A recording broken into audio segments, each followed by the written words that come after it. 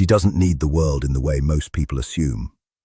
In many ways, it feels like the world depends on her presence more than she depends on it. And very few people truly understand why that is. There is a certain kind of woman moving through life who often goes unnoticed in plain sight. Yet emotionally, she is one of the most intense and deeply responsive human beings you can meet. She turns down invitations not because she is weak or broken, but because she is overloaded. She prefers staying in, not because she is afraid of life, but because she is constantly processing more of it than anyone around her realizes. And when she chooses silence, it is not because she has nothing to express, but because she is already processing too much at once. If this reminds you of someone, or even feels like you, stay with this, because the way this personality works will completely change how you interpret her behavior.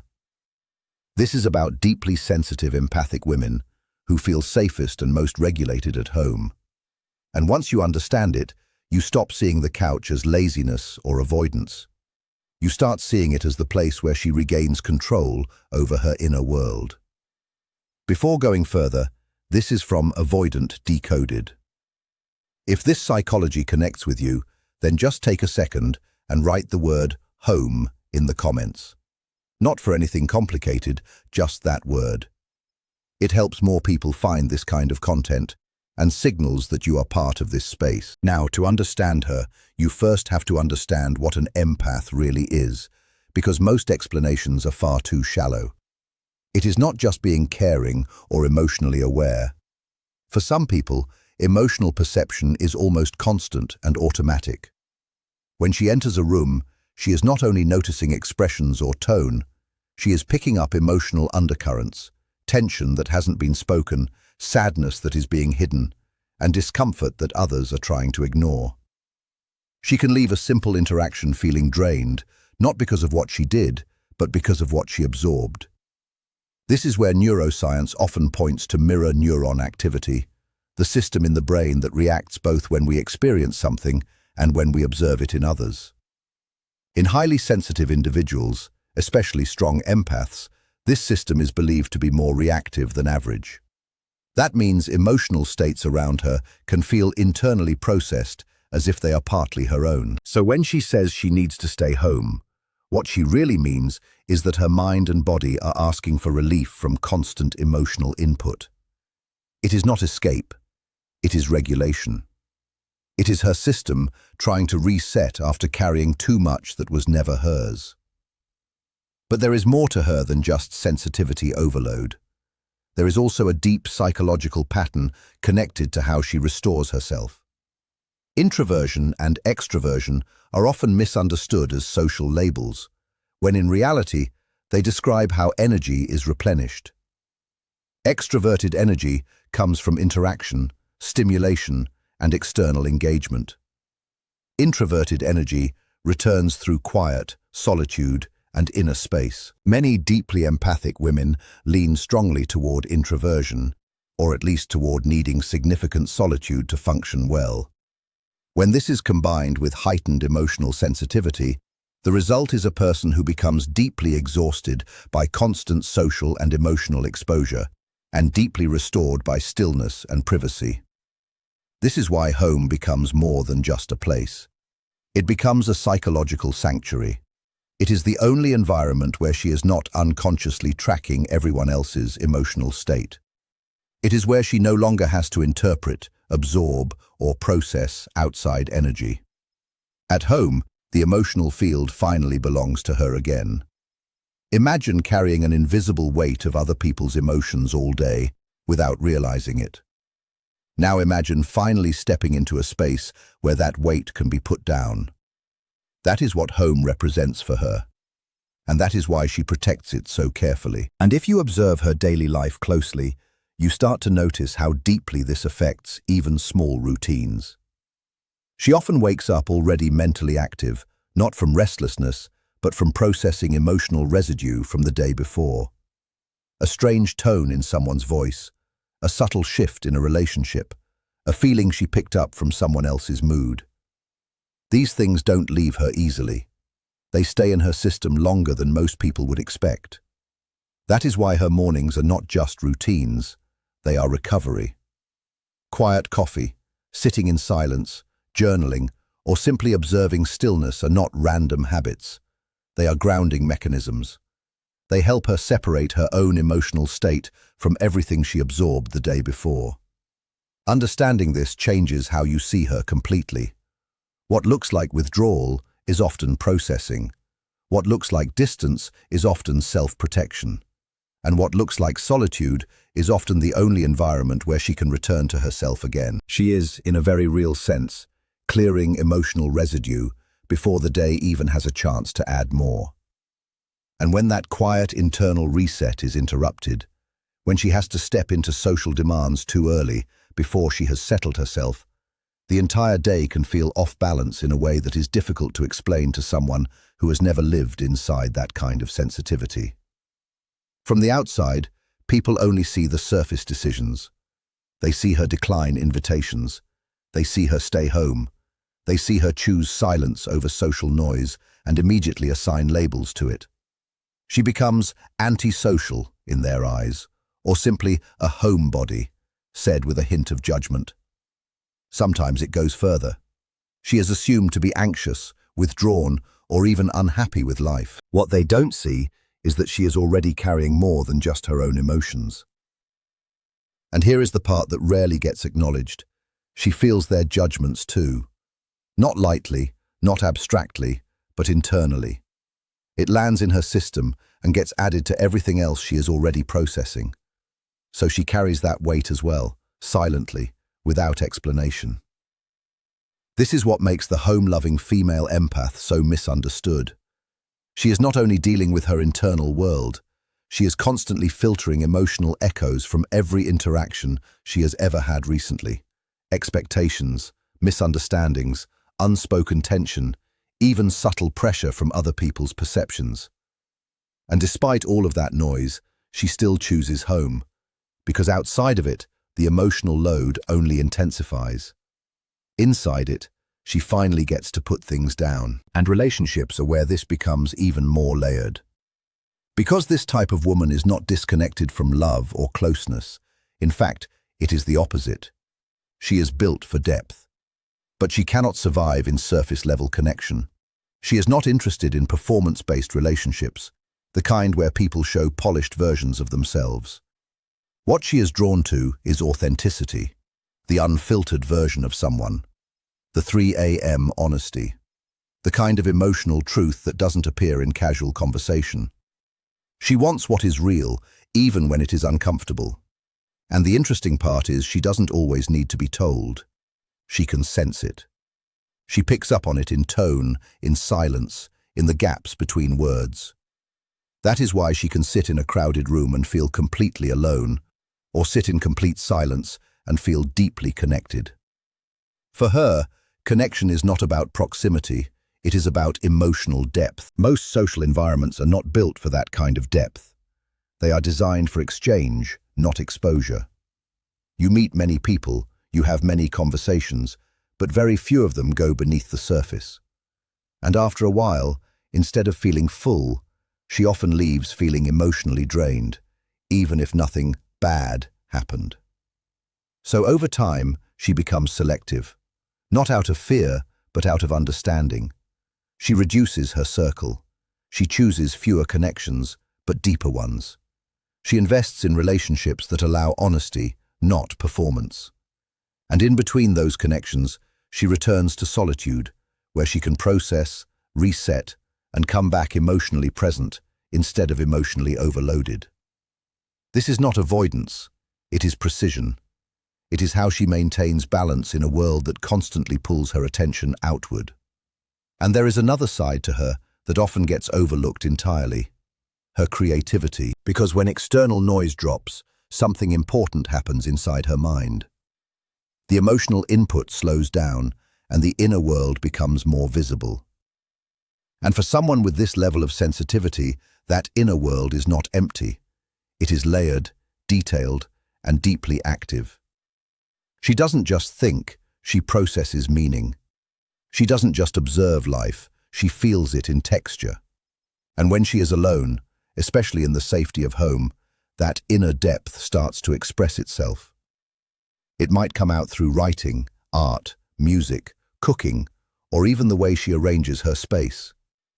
It doesn't always look like creativity in a traditional sense, but it is always there in some form. A quiet but constant current of expression. And what is most overlooked is that this creativity is directly connected to the same sensitivity that makes social life exhausting for her. The same emotional wiring that allows her to feel overwhelmed in crowded spaces is the wiring that allows her to understand human emotion with rare precision. It is the reason she can feel something deeply enough to transform it into words, art, or expression that resonates with other people. What drains her in one environment becomes her strength in another. Her sensitivity is not just something she manages, it is something she transforms. And home is where that transformation actually becomes possible. There is also a physical dimension to all of this that people rarely connect. Emotional overload is not just a mental experience. The mind and body operate as one system. When emotional input becomes constant and intense, the body responds as if it is under pressure. It is not imagined, it is embodied. The female empath who has spent hours in a crowded, high-stimulation social space often doesn't just feel tired afterward. It shows up in her body in much deeper ways. She might get a headache that feels like pressure behind her eyes. She might feel a strange buzzing in her nervous system, like her body cannot fully switch off. There can be a heaviness in her chest or shoulders, as if she has been carrying something invisible all day. Even simple things like sound or light can feel sharper than usual once she is finally alone again. This is not weakness. It is her nervous system signaling that it has been running at full capacity and needs recovery. And what actually restores her? It is not more stimulation, it is the opposite. It is home. Quiet, stillness, soft lighting, familiar surroundings, the absence of expectation, the absence of emotional demand, the feeling of safety where nothing is required from her. This is exactly why the home-loving female empath becomes so intentional about her environment. She is not decorating for aesthetics alone. She is building a space that actively helps regulate her nervous system. Every soft fabric, every plant placed in a corner, every calm sound in the background, every candle, every warm drink, these are not luxuries, they are part of how she brings her body back into balance. She understands her system in a way most people never have to. She knows what overload feels like, and she knows what recovery requires. So she creates a home that responds to those needs with care and precision. Now, there is an important question that naturally comes up here, whether for the woman herself or for someone who loves her. Is staying home actually healthy, or can it become something else entirely? The honest answer is that it depends on the reason behind it. There is a real difference between choosing home from a place of self-awareness and choosing home from a place of fear. When she stays home because she understands her sensitivity, because she values depth over constant stimulation, because she has a meaningful inner world and a small circle of genuine connections, then home is not an escape, it is alignment. In that case, she is not avoiding life. She is living it in a way that matches her internal design. But there is another version that can quietly develop over time. The version where she stops going out, not because she is regulated, but because she is guarded. Where repeated misunderstanding, emotional exhaustion, or being drained by certain people has taught her that the outside world is unsafe. Where she stops expecting connection and slowly starts withdrawing instead. In that case, home shifts in meaning. It is no longer just a sanctuary, it becomes a shield, a place not just for recovery, but for avoidance, and that distinction matters deeply. A sanctuary is a place that restores you. A fortress is a place that protects you from life itself. A healthy, home-loving empath still participates in life. She just does it selectively. She chooses the timing, the environment, the people. She goes out when it feels right, and she returns home when she has had enough. She does not need to escape the world. She simply manages how much of it she lets in. What matters is not the frequency of her social life, but the emotional relationship she has with her solitude. Does being home feel like peace and restoration? Or does it feel like withdrawal and resignation? If it is the second, the answer is never to force her outward. The answer is to rebuild safety in her experience of the world, slowly, through trust, consistency, and understanding in small moments. And this leads directly into what she actually needs in her relationships. Because understanding her psychology without understanding her emotional needs is incomplete. The first and most important need is simple. She needs to be believed. Not corrected, not pushed, not talked out of her feelings, just believed. When she says she is too drained to go out, she needs that to be accepted as real, not interpreted as an excuse or something to challenge. The second need is patience that is genuine, not conditional. There is a difference between someone who waits for her while quietly hoping she will change, and someone who accepts her nature without trying to reshape it. She can feel that difference instantly. Empaths don't just hear words, they register intention. The third need is reciprocity in effort.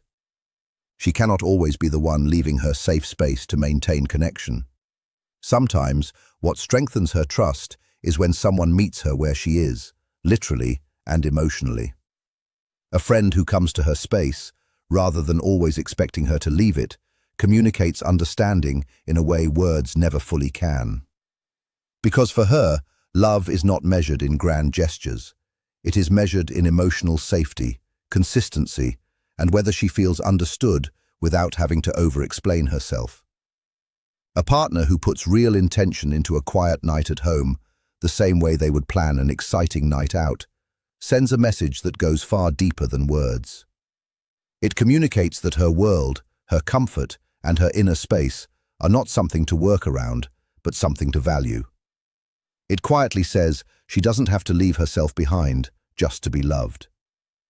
Another essential need in this kind of connection is depth in conversation.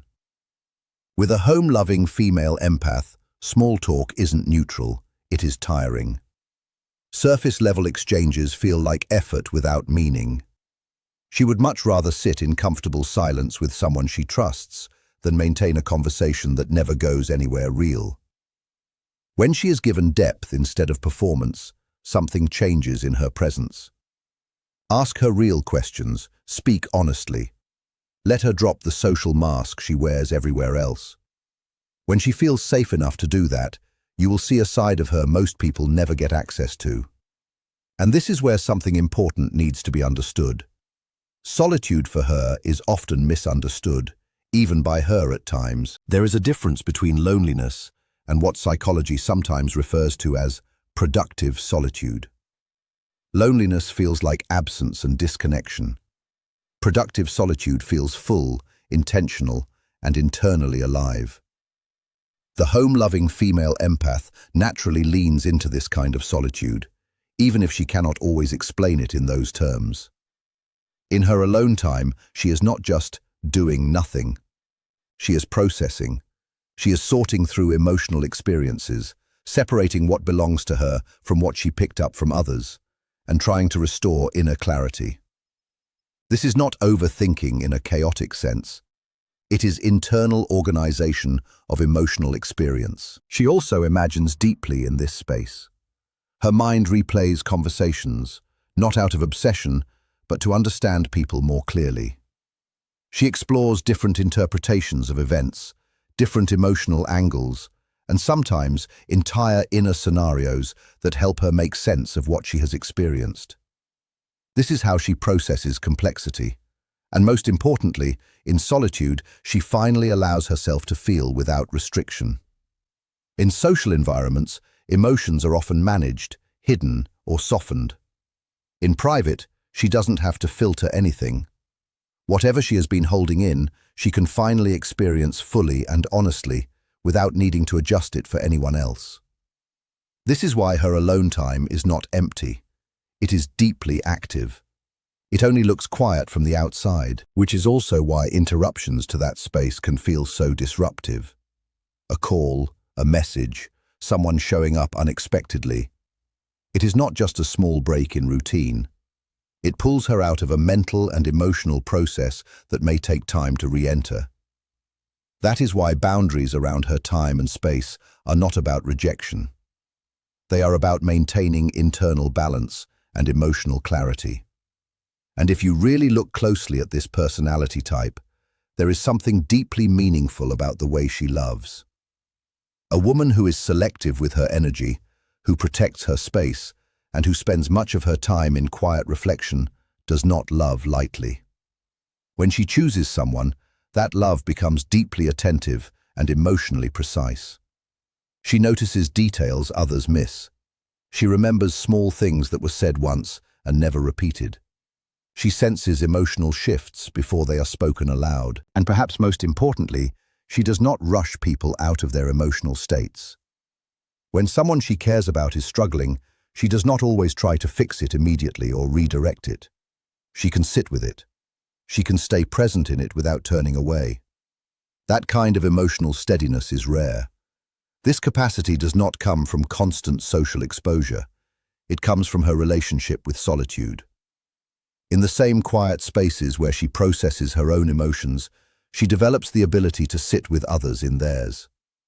So she is not less because she stays home.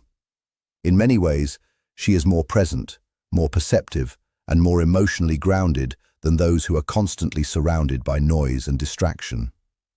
And it is important for her to understand something as well. There is nothing wrong with needing space. There is nothing wrong with preferring home. There is nothing wrong with a smaller circle, deeper connections, or a life built around emotional awareness rather than constant stimulation. This passage is really about shifting perspective on a certain personality type, especially the home-loving, highly sensitive empath, and understanding her behavior in a more accurate, less judgmental way. At its core, it is saying that her need for solitude, stillness, and home is not a defect that needs fixing. It is not a weakness or a lack of social ability. It is simply how her system works. Just like some people are naturally energized by noise, people, and constant activity, she is regulated and restored by quiet, privacy, and emotional space. So instead of trying to correct her into becoming more social or constantly engaged, the healthier approach is to understand and respect that this is her natural structure. The idea of growth means being more social is being challenged here. Society often rewards visibility, extroversion, and constant interaction. People are praised for being everywhere, doing everything, and always being socially available. But the passage points out an important truth. Not every personality thrives in that environment. For someone like her, forcing that lifestyle doesn't lead to growth. It leads to emotional exhaustion, overstimulation, and gradual disconnection from herself. In other words, she may function outwardly, but internally she becomes depleted. This is why the advice given is to not only invite her into the external world, but to be willing to enter hers. That means meeting her in the environment where she feels safe and open, rather than always expecting her to adapt to fast-paced social settings. Real connection with her happens in depth, not frequency. It is less about how often you meet and more about how deeply you understand each other when you do. Finally, the passage reframes her entire way of being in the world. She is not someone who is less social or less engaged with life. She is simply engaged in a different way. Instead of moving outward constantly, she moves inward. Instead of prioritizing performance or visibility, she prioritizes truth, emotional honesty, and depth of experience. So the conclusion is a perspective shift. She is not someone who needs to be fixed or pushed into a different mold. She is someone whose way of existing needs to be understood correctly. If you are like her, there is nothing fundamentally wrong to correct. And if you love someone like her, The real work is learning to recognize that her quietness is not absence, it is depth.